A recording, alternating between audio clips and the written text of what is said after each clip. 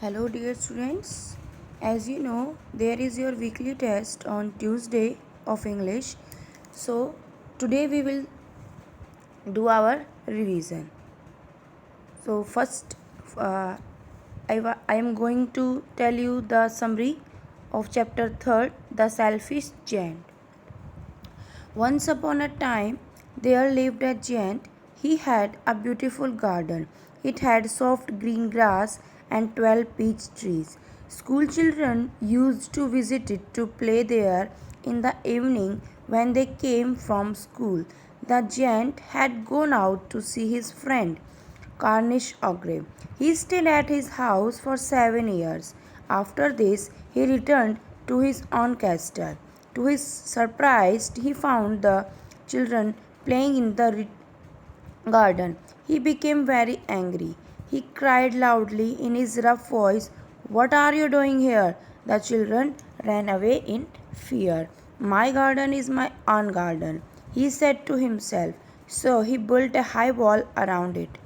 Then he put up a notice board declaring that trespassers will be prosecuted. The giant was a selfish giant who only thought about himself. Now the children felt very sad. They had no place to play, so they played outside the garden around the wall. The children remembered the times when they enjoyed in the giant's garden. Time went by. In the spring, flowers grew all over, but in the giant's garden there was no spring. There was no summer also. It was always winter there. Winter had made his garden its permanent abode. Neither birds nor flowers could be seen there. Only snow and frost covered the trees. The giant wondered as to why there was no spring in his garden. Once the giant lay in his bed awake. He heard a sweet music. A linnet is a bird, sang outside his window, and its music appealed to him. The sweet smell of flowers passed through his nostrils. He saw the most wonderful sight. Children and crept in through a hole. Children sat on the branches. The trees were covered with flowers. So, the farthest corner of the garden, a little boy was sitting. He was too small to climb on the branch. He cried bitterly. He picked him up and placed him on a branch. Now the giant knocked down the garden wall. He felt sorry for building it. When children saw him, they ran away. The little boy kissed the giant. He called out the children and said, "It is your garden. Come and play freely." In the evening, when they came to him to say goodbye, he asked them about the little child. They said they did not know. The giant loved him the most. Now, due to children's frequent visits, the spring returned. Many years passed.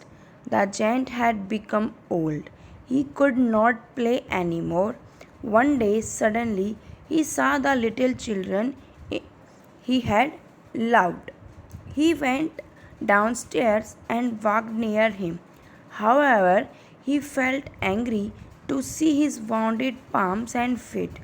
On asking who had wounded him, he replied, "These are the wounds of love." At this, the giant fell on his feet. "I will let you play in my garden, which is paradise," said the little child, "because you let me play in your garden once." In the evening, when the children visited the garden, they saw the giant lying dead. So, students, this is the summary of chapter first.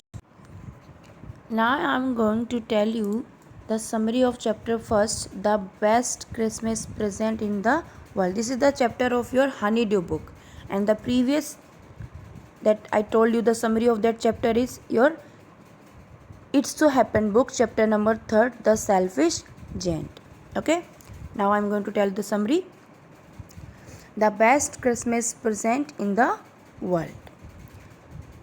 The author went to a junk shop in Bridport. He noticed a roll-top desk. It was very old and made of oak. It was in a bad condition. It had burn marks down one side. Since it was cheap, the author decided to buy it and get it repaired. He began working on it on Christmas Eve. He removed the roll top and tried hard to pull out the drawer. It had suffered much damage due to fire and water. The drawer was jammed. He hit it hard with his fist and pulled it out. He found a secret drawer underneath. He found a small black tin box in it. There was a note on it that said, Jim's last letter received January 25, 1915. The letter writer also wished to put it in her grave. Out of curiosity, he opened the box. Inside it, he found an envelope with an address in Dorset.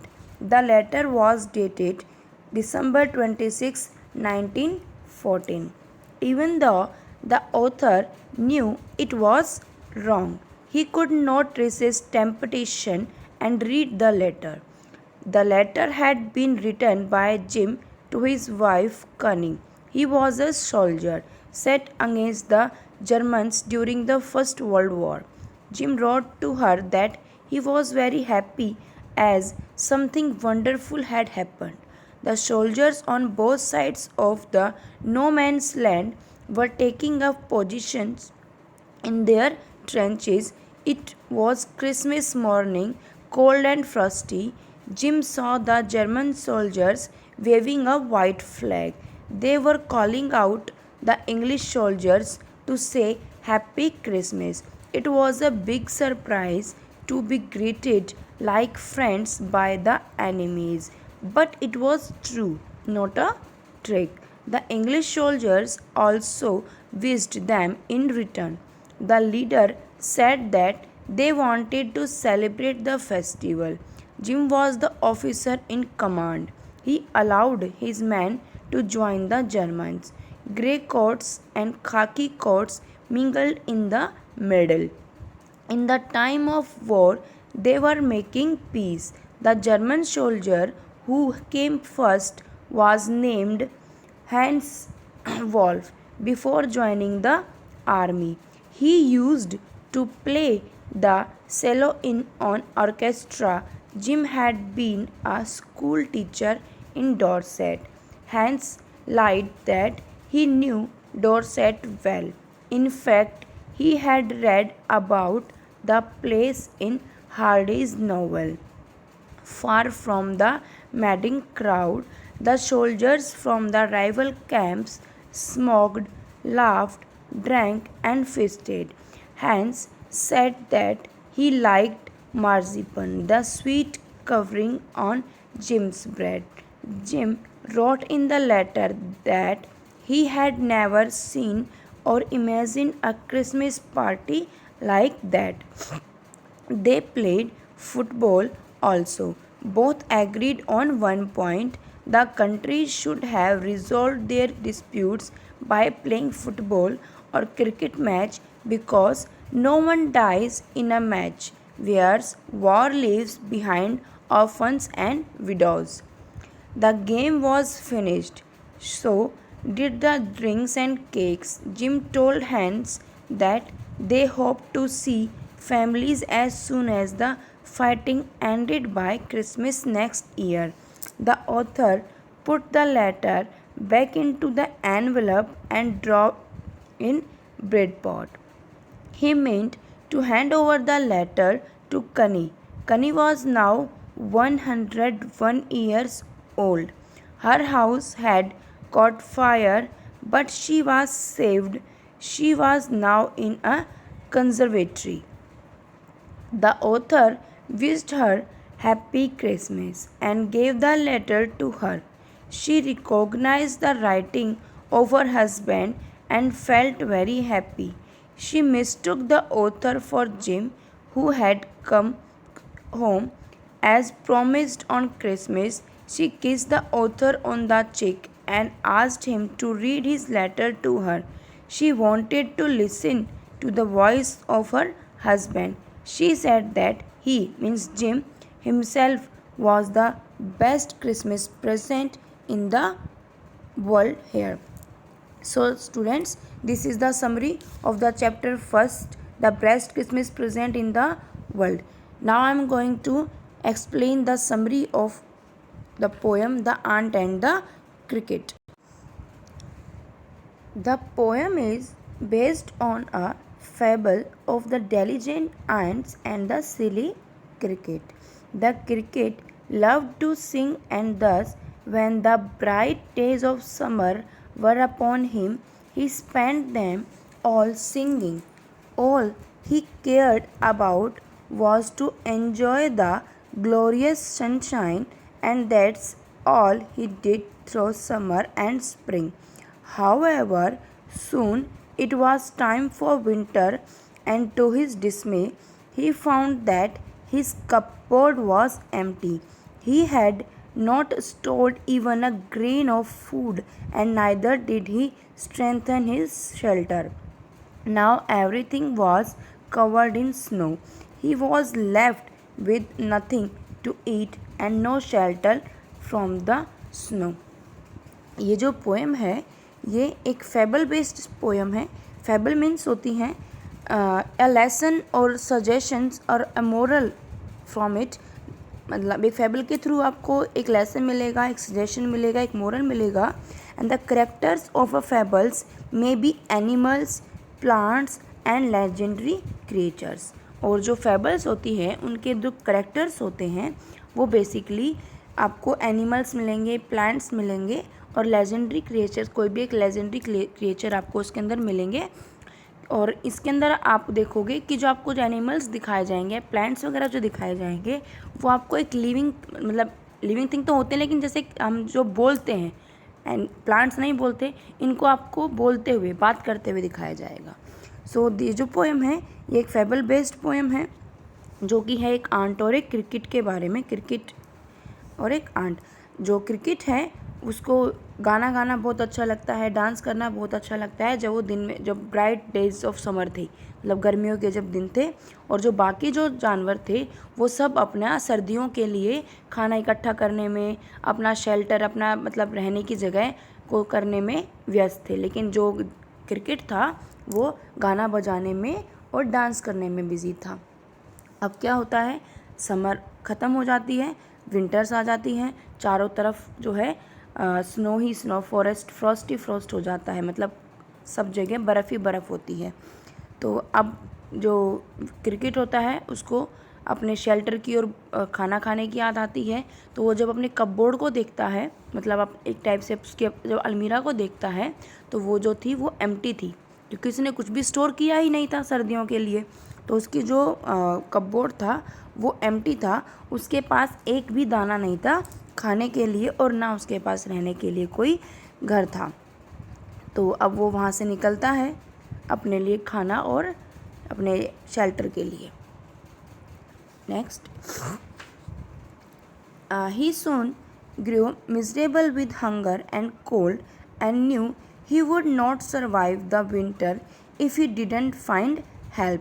Desperate, he knocked on the doors of the ant as a last resort. He only wanted to borrow some grains and stay with the ants till the winter. He promised he was only asking a loan and would repay it as soon as he was able to gather grains next summer. अब वो मतलब चलता रहता है इधर उधर खाने की तलाश में, शेल्टर की तलाश में. अब वो बहुत ज़्यादा भूखा हो जाता है क्योंकि ठंड भी बहुत ज़्यादा थी. तो वो समझ जाता है कि इस विंटर के अंदर वो ऐसे सर्वाइव नहीं कर सकता, उसको कहीं ना कहीं से मदद लेनी पड़ेगी. और वो बहुत ही डेस्परेटली नॉक करता है आंट्स के डोर को, और वो उनको बोलता है कि वो उसको सिर्फ मतलब कुछ खाने के लिए और रहने के लिए घर चाहिए, और वो इन चीज़ों को एज ए लोन ले रहा है, मतलब वो समय आने पर इनको चुका देगा, परमानेंटली नहीं रहेगा, मतलब वो कि जब समर आएगी वो तब तक इसको चुका देगा। The aunts, however, lived by a strict moral code. They neither borrow nor lend anything from anyone, and told the same to the cricket. Then, just out of curiosity, he had the cricket why he did not save himself some food for the winter months. When the cricket responded, saying he had been busy singing through the summer, the aunt got annoyed. While they had spent the summer toiling hard gathering food for the winter days, the cricket had wasted his time away and now wanted the aunts to help him. He told the cricket that if summer could be spent singing, winter could be spent dancing away. Saying this, he threw the cricket out of the door. अब जो ants होती हैं उनका वो अपने एक moral के साथ रहती हैं कि ना तो वो किसी को कुछ देती हैं और ना वो किसी से कुछ लेती हैं। तो यही बात वो क्रिकेट को बोलती हैं कि ना ही तो हम आपसे कुछ लेंगे और ना ही हम आपको कुछ देंगे। लेकिन एज ए क्यूरोसिटी उनको मतलब बहुत ज़्यादा उत्सुकता थी कि उन्होंने क्रिकेट से पूछा कि उसने मतलब अपने लिए विंटर मंथ्स के लिए खाना स्टोर क्यों नहीं किया। अब जो क्रिकेट उसका रिप्लाई देता है तो जो आंट थी वो बहुत ज़्यादा स्ट्रेंज हो जाती है, अचंभित हो जाती है। वो क्या रिप्लाई देता है कि वो बहुत ज़्यादा बिजी था समर डेज़ के अंदर, क्या करने में, गाना गाने में। द आंट गॉट अनॉयड, वो बहुत ज़्यादा क्या हो गई, अचंभित हो गई। अब वो कहती हैं कि वह जब आपने हमने जो समर था वो बहुत ज़्यादा हार्ड वर्क में किया, मतलब हमें बहुत ज़्यादा हार्ड वर्क किया समर टाइम में। हमने फूड इकट्ठा किया विंटर डेज़ के लिए, शेल्टर का इंतज़ाम किया, और जब हम इतनी कड़ी मेहनत कर रहे थे तो तुमने अपना वो समय बर्बाद कर दिया, वेस्ट कर दिया, वो भी किस में, गाना गाने में। सो नाउ अब वो कहती हैं कि अब तुमको हमारी हेल्प चाहिए।